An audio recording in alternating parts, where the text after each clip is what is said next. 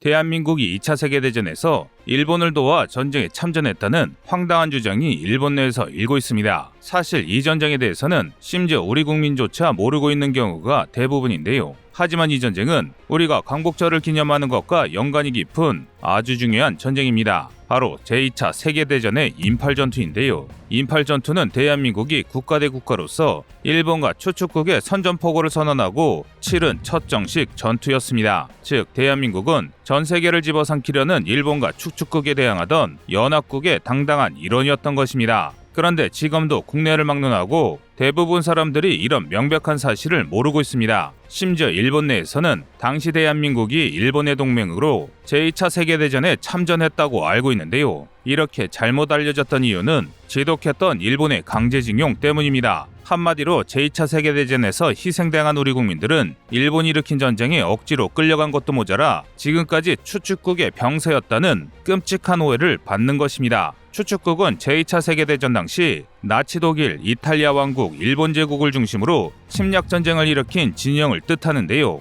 하지만 이건 명백히 잘못된 인식이며 반드시 바로잡아야 할 오해입니다. 우리는 무력으로 대한민국을 강제 점령한 일본의 식민 지배를 인정하지 않았습니다. 그래서 상하이에 대한민국 임시정부를 설립하고 대한민국의 주권이 우리 국민에게 있음을 꾸준히 전 세계에 알렸는데요. 게다가 일본이 2차 세계대전에서 참전하자 공식적으로 일본의 선전포고를 단행하고 대한민국 광복군을 파병했습니다. 그리고 인팔전투에 참전해 심리전과 통신감청 및 남호 해독으로 미군의 승리에 일조했습니다. 이는 비록 나라를 빼앗긴 망명정부 신분이었음에도 명백하게 하나의 자주국가로서 국제적 군사활동을 전개한 것인데요. 그런데 유감스럽게도 대한민국은 전승국의 지위를 인정받지 못했습니다. 심지어 일본의 제국주의와 제2차 세계대전으로 가장 많은 피해를 본 국가였음에도 영국 연방과 유럽이 대한민국 임시정부를 정부로 인정하지 않았던 것입니다. 여기에는 여러 정치적 이유가 숨어 있는데요. 결국 우리는 연합국, 중립국, 적성국 어디에도 속하지 못한 특수 지휘국이 되었습니다. 그리고 이 때문에 일본의 식민 지배와 전쟁에 대한 어떠한 보상도 받을 수 없었습니다. 이는 상당히 억울하고 화가 나는 일인데요. 어떻게 보면 이로 인해 아직도 세계 많은 나라들이 과거에 대한민국이 일본에 대항해 싸웠다는 사실을 아직도 모르고 있는 것입니다.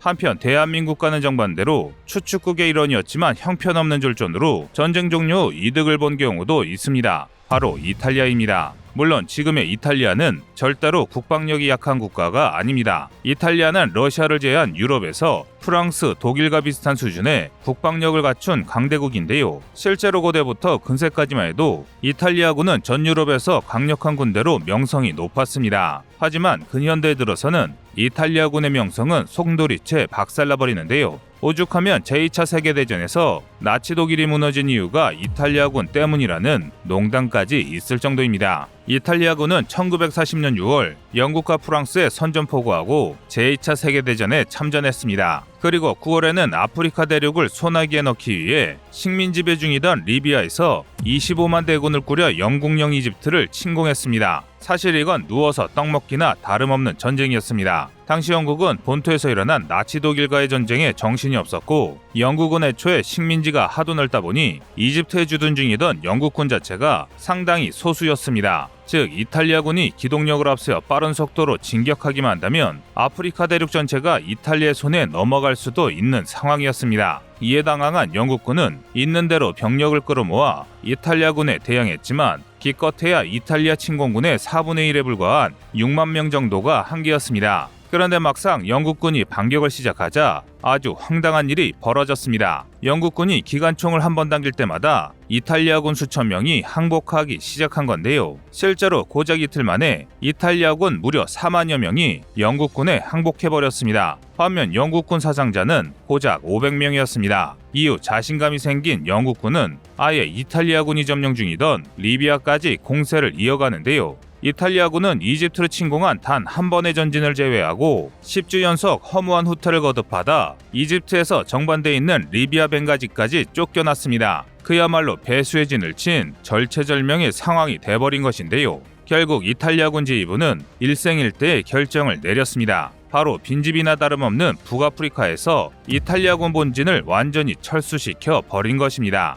이제는 황당하다 못해 웃기기까지 한데요. 어른과 아이의 싸움이라고 해도 이 정도로 졸전을 치르지는 않을 것 같습니다. 그런데 이탈리아의 졸전은 여기서 끝이 아닙니다. 이탈리아군은 이 10주의 후퇴 동안 전차 400대와 야포 1,400여 문을 잃었고 장군 22명을 포함한 13만여 명의 병사가 영국군에 항복했습니다. 한마디로 이집트를 침공한 이탈리아군 절반 이상이 영국군의 포로가 된 건데요. 급기야 하도 이탈리아군이 항복을 많이 하니까 영국군 장교가 짜증을 내며 내일 다시 오라고 해라며 소리를 질렀다는 일화가 있을 정도입니다. 그렇다면 도대체 왜 이탈리아는 이 정도로 형편없는 군대를 갖추고 전쟁을 시작한 것일까요? 그런데 사실 놀랍게도 이탈리아군은 전쟁을 할 생각이 없었습니다. 군수 내부도 혹여나 제2차 세계대전에서 참전해야 한다면 1942년은 되어야 가능하다고 판단했습니다. 하지만 이탈리아의 독재자였던 무솔리니는 히틀러가 제2차 세계대전을 시작하자 질투심에 눈이 멀어 덜컥 자신도 전쟁을 시작해버렸는데요. 그런데 이탈리아는 1911년에 시작한 리비아 침공부터 제1차 세계대전, 리비아 내전, 에티오피아 전쟁, 스페인 내전 개입, 제2차 세계대전까지 수십 년 동안 항상 전쟁을 치르고 있었습니다. 즉 이것이 문제였습니다. 사실 전쟁에는 막대한 돈이 들어갑니다. 여기에는 전쟁에 필요한 여러 부수적인 지원 사항이 포함되는데요.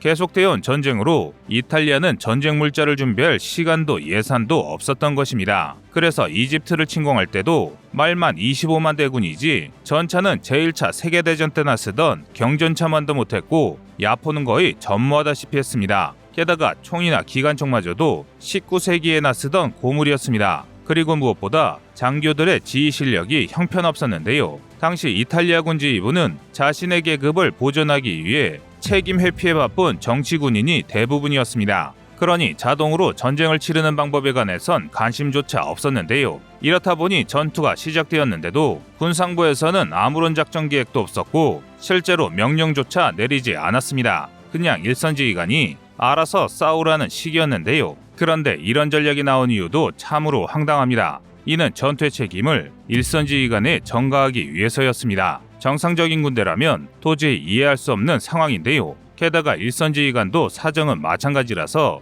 이탈리아군에게는 제대로 된 전투 교리도 없었습니다. 전면전이 벌어져도 제1차 세계대전 이전의 전투처럼 일렬로 서서 총을 쏟아 수류탄을 던지고 총검 돌격을 하는 게 전술전부인 경우도 허다했습니다. 당연히 협력작전이나 화력지원 같은 당연한 전투 교리도 이탈리아군에게는 너무 고차원 전술이라 포병이 포만 쏠 줄 알았지 보병에게 화력을 지원해줘야 한다는 생각 같은 건 할 수도 없었습니다. 상황이 이러니 일반 병사들이 총 한번 쏴보지 않고 항복을 선언하는 것도 당연한데요. 한마디로 이탈리아군의 썩어빠진 군인 정신이 이탈리아군을 오합지졸로 만든 것입니다. 이런 이유 때문에 미사일이 날아다니는 현대전에서도 군인 정신을 강조하는 것입니다. 이어 반대로 대한민국 국군은 군인 정신 하나만으로 온갖 수라장을 헤쳐나왔습니다. 심지어 대한민국은 이탈리아와는 비교도 안 될 정도로 많은 전쟁 경험이 있는 국가인데요. 제2차 세계대전부터 시작해 6.25 전쟁과 베트남 전쟁까지 오랜 기간 전쟁에서 혁혁한功을 세웠습니다. 베트남전 파병 당시 대한민국의 자랑스러운 전사들은 미군마저 감탄할 정도로 엄청난 전과를 올렸던 일화는 상당히 유명한데요. 심지어 남베트남 베트공 지휘부에서는 한국군을 만나면 승리가 확실한 경우가 아니면 무조건 도망가라라는 지령을 내려보냈을 정도였습니다. 급기야 한국군이 연일 승전보를 이어가자 미군이 전투 교리를 배우기 위해 한국군 파병 부대를 견학할 정도였습니다. 전문가들은 대한민국 군인이 이런 높은 군인 정신을 갖춘 이유가 우리의 가슴 아픈 역사 때문이라고 분석합니다. 바로 대한민국의 국민인 우리가 손 놓고 있으면 모든 걸 빼앗길 수 있다는 사실을 너무나도 잘 알고 있다는 것입니다. 실제로 최근 세계가치관 조사가 진행한 만약 전쟁이 난다면 당신은 조국을 위해 싸우겠냐라는 조사에서 대한민국은 응답자 중 67.5%가 싸우겠다라고 대답했는데요. 반면 일본은 고작 13.2%에 불과했고 이탈리아도 37.4%에 그쳤습니다. 조국을 지키는 것은 국민이라는 사실을 대한민국은 너무나 잘 알고 있는 것입니다. 국가는 자국의 국민이 지켜야 한다는 좋은 예를 한국이 세계에 알려준 것입니다. 과거부터 대한민국은 지난 수십 년간 외세 침입으로 조국이 얼마나 소중한지를 알고 있습니다. 그리고 조국을 지키기 위해서는 강력한 자주 국방이 왜 필요한지를 느끼고 있습니다. 이상 꺼리튜브의 두 번째 미션이었습니다.